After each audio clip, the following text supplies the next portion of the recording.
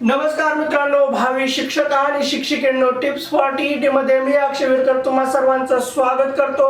21 November 2021 हीच ती तारीख। याच तारखेला टीईटी म्हणजे शिक्षक पात्रता परीक्षा होती।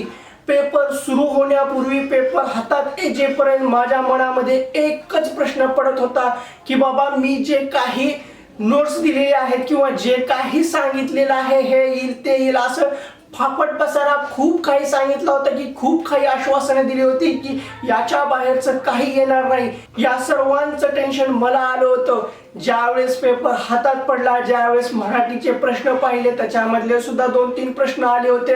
मग त्यानंतर मानसशास्त्राचं पेपर 1 मधले तब्बल 30 पैकी 25-26 प्रश्न आलेले।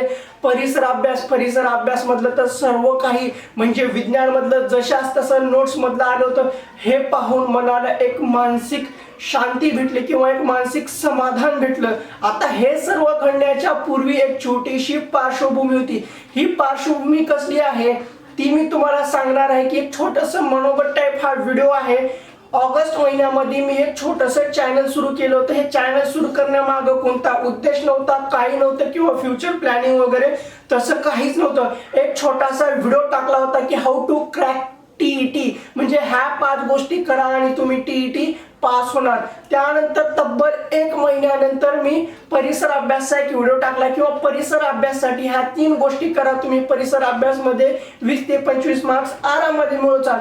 त्या व्हिडिओला एकदम उदंड प्रतिसाद भेटला, म्हणजे असा उत्स्फूर्त प्रतिसाद भेटला की त्यानंतर मला मग गणित, मानसशास्त्र, मग इंग्लिश असे 5 व्हिडिओ जवळ टाकले। ह्या 5 व्हिडिओला एकदम असा खतरनाक रिस्पॉन्स भेटला की त्यानंतर मला थोडंसं कुठं जाणवायला लागलं की बाबा आपल्या यूट्यूबच्या चॅनलवर किंवा ह्या जी काही सोशल मीडिया आहे त्या सोशल मीडियाच्या माध्यमातून खूप मोठा भ्रम पसरवला गेलेला आहे की टीईटी पास होण्यासाठी क्लास करावे लागतात, एवढा अभ्यास आहे तेवढा अभ्यास आहे। जी प्रॉपर काही गायडन्स आहे किंवा जे प्रॉपर मार्गदर्शन आहे, जे प्रॉपर परीक्षेसाठी आवश्यक आहे ते मिळत नव्हतं। ते मिळवण्यासाठी मग मी नोट्स द्यायला सुरुवात केली। पहिल्यांदा आपण नोट्स टाकल्या परिसर अभ्यास, म्हणजे 5वीचा परिसर अभ्यास जो की इतिहासचा भाग आहे, भाग 1 आणि भाग 2 मध्ये विज्ञान आणि भूगोलचा असा काही मिक्स भाग आहे तो टाकला।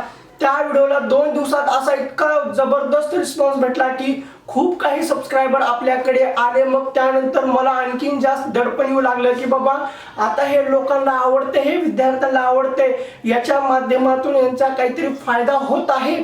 मग आता फायदा होत आहे तर ह्यांचा आणखीन फायदा करून द्यायला पाहिजे। या दृष्टिकोनातून मग मी लगेच 4थीचा इतिहास टाकला, म्हणजे शिवाजी महाराजांवर जो इतिहास होता तो 1-1 तासाचे व्हिडिओ टाकले। त्यानंतर 3री पासून 8वी पर्यंत विज्ञान टाकलं। ते संपल्यानंतर मग पुन्हा आणखीन एक जाणीव निर्माण झाली की मला आणखीन एक माहिती मिळाली की बाबा फडके प्रकाशनचं पुस्तक हे मार्केटमध्ये भेटत नाहीये। मग त्या नोट्स सुद्धा खूप गरजेच्या आहेत। मग त्या नोट्स माझ्याकडे अवेलेबल नव्हत्या की हँडरायटिंग मध्ये मी माझ्या अक्षरामध्ये लिहिलेल्या नोट्स अवेलेबल नव्हत्या। मग आपण काय केलं की ते पुस्तकाच्या माध्यमातून शिकवायला सुरुवात केली आणि शिकवताना पहिल्याच चॅप्टर मध्ये सांगितलं की मी जे काही मानसशास्त्राचे एकदम स्पेशलिस्ट शिक्षक आहेत त्यांच्यासारखं मी काही शिकवू शकणार नाही, पण माझ्या पद्धतीने जेवढं होता होईल तेवढं सांगेल। आणि त्या पद्धतीने आपण संपूर्ण मानसशास्त्र कंप्लीट केलं। त्यानंतर 5वी 6वी 7वी पर्यंत आपण इतिहास टाकला। मग त्यानंतर मराठीचे काही व्हिडिओ टाकले, भूगोलचे व्हिडिओ टाकले।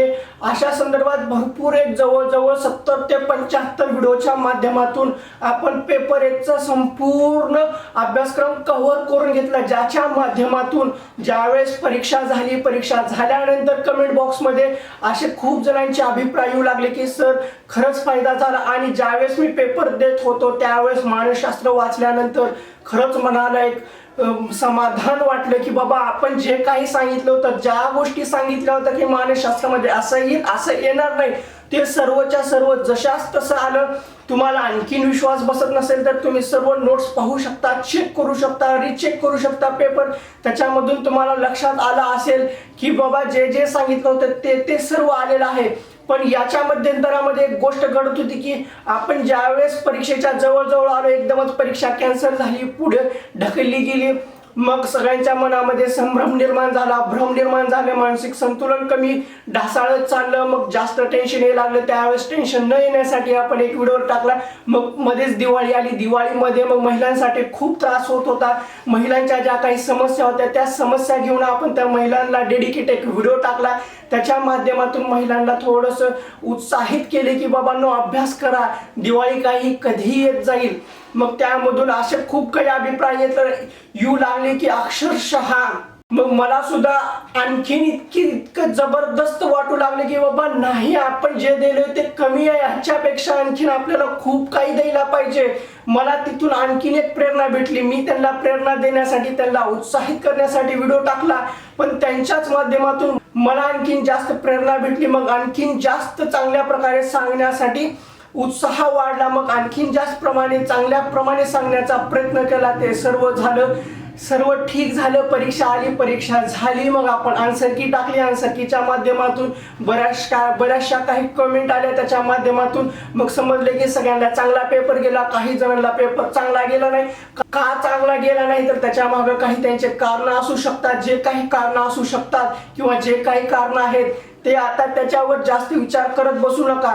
जर पेपर वाईट गेला असेल, अवघड गेला असेल, टीईटी निघत नसेल तर टेन्शन घ्यायची गरज नाहीये. परत एकदा टीईटी होणार आहे. हे टीईटी आपल्यासाठीच आहे. एवढ्याशा गोष्टीमधून आपण हिरमुसून जायचं नाहीये, आपलं आत्मविश्वास कमी होऊ द्यायचा नाहीये. तर आता आपण परत जोमाने अभ्यास करायला पाहिजे की आता आपल्याला माहिती झालं की आपलं कुठं चुकलंय, जिथून चुकलंय, जिथं अडखतोय तिथून आता आपण सुरुवात करायला पाहिजे. म्हणजे आता ज्या काही चुका होत होत्या त्या आपल्याला माहिती झालेल्या, त्या चुका दुरुस्ती करायची आपल्याला संधी भेटलेली आहे. मग इथून संधी भेटलेली आहे ते आता इथून परत अभ्यास करा. आता जेवढं भरपूर मटेरियल दिलेलं आहे, जवळजवळ 70 व्हिडिओ आहेत अभ्यासाचे, नोट्स 70 व्हिडिओ मध्ये दिलेले आहेत. ते सर्व परत लिहा किंवा वाचा, ऐका. तुम्हाला जसं योग्य वाटेल तसं करा, पण अभ्यास करा. आणि आपल्या व्हिडिओच्या माध्यमातून बऱ्याच विद्यार्थ्यांना फायदा झालेला आहे. आणि ज्यांना फायदा झालेला आहे, जे सर्व पास झालेले आहेत, त्यांना एकदम मनापासून अभिनंदन. आणि तुम्ही हे व्हिडिओ पाहून किंवा हे नोट्स पाहून पास झाला नाही तर तुम्ही तुमच्या मेहनतीने ह्या नोट्सचा एकदम योग्य पद्धतीने उपयोग केला आहात. त्याच्यामध्ये तुमची मेहनत आहे. तुम्ही पेपर दिलेला आहे, मी पेपर दिला नाही. तुम्ही पेपर दिला, तुम्ही अभ्यास केला, तुम्ही त्या नोट्सचा योग्य पद्धतीने उपयोग केलात म्हणून तुम्ही पास झालात. ह्याच्यामध्ये सर्व श्रेय तुमचं आहे. आणि मनापासून तुम्हाला परत एकदा अभिनंदन. आता आपण पुढे टेटची तयारी करू. मिशन टीईटी हे आपलं सक्सेसफुल झालेलं आहे.